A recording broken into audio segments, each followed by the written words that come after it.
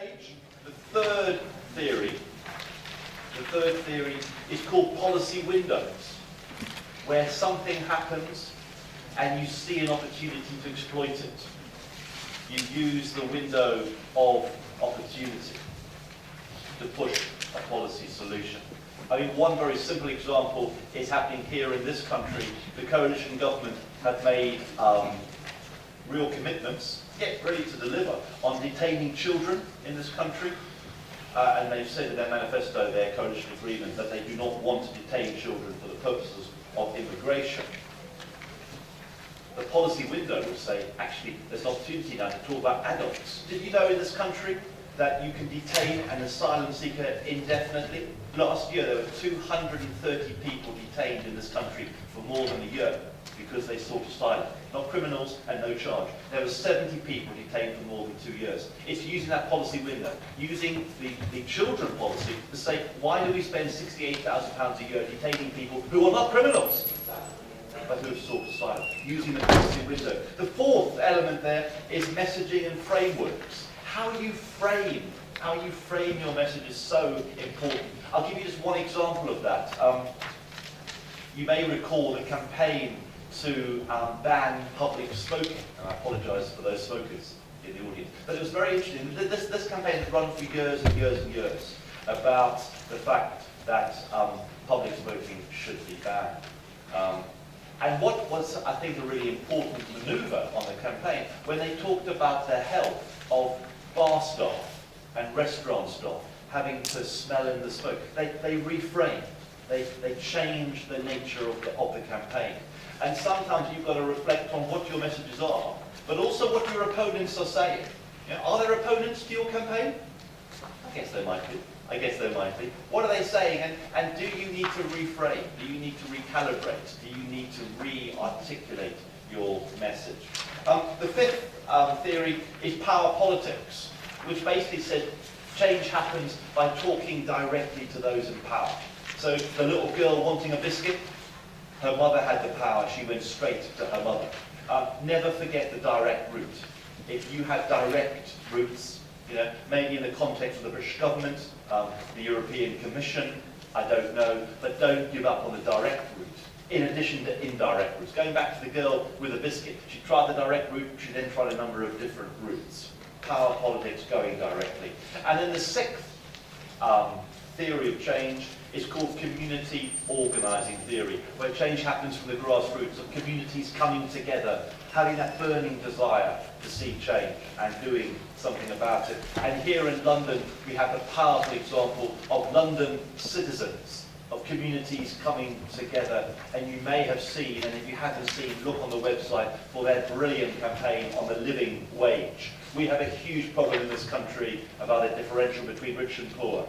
We have city bankers in Canary Wharf earning millions of pounds, and we have contract cleaners on appalling wages, and they've come together as communities from the grassroots, challenge the banks in terms of, you can pay the bankers this, but why do we abuse the contract cleaners with such limited pay? And that's where power comes from, the grassroots. And as a campaigner, I think it's those six theories which are really interesting.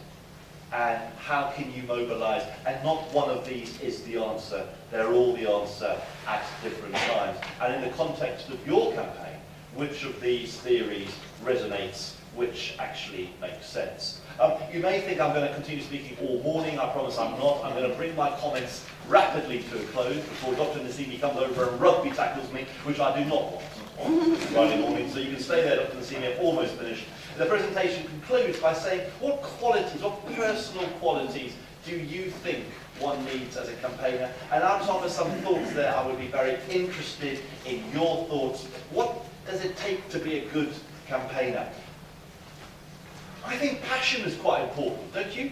I meet campaigners who are not enthusiastic about their subject. Like, if you're not enthusiastic, it's probably not going to happen, you know? The touch, enthuse, act. I need to be enthusiastic about what I do. I think passion, and the passion for this campaign, it came across, I think, in the opening presentation, the passion that need change. The second quality, I think, is persistence.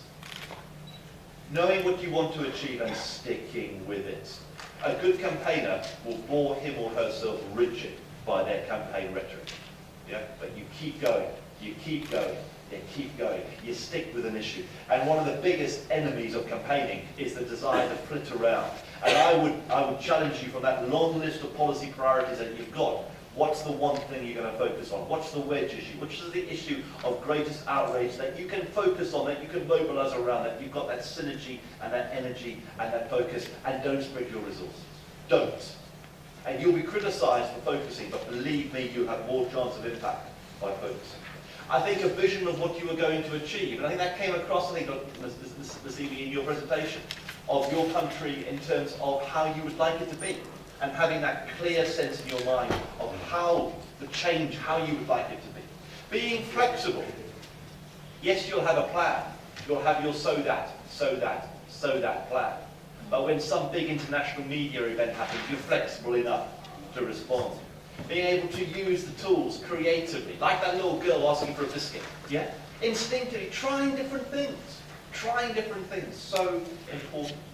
I do think also having an inherent curiosity about power and influence.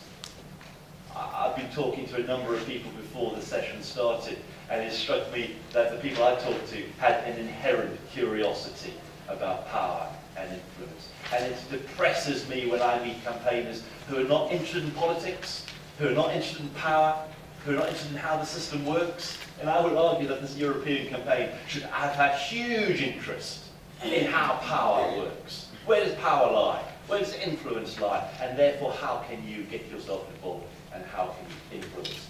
And finally, the final page, qualities you need. I think where I started, that burning desire to achieve change. What's in your heart? What's in your soul?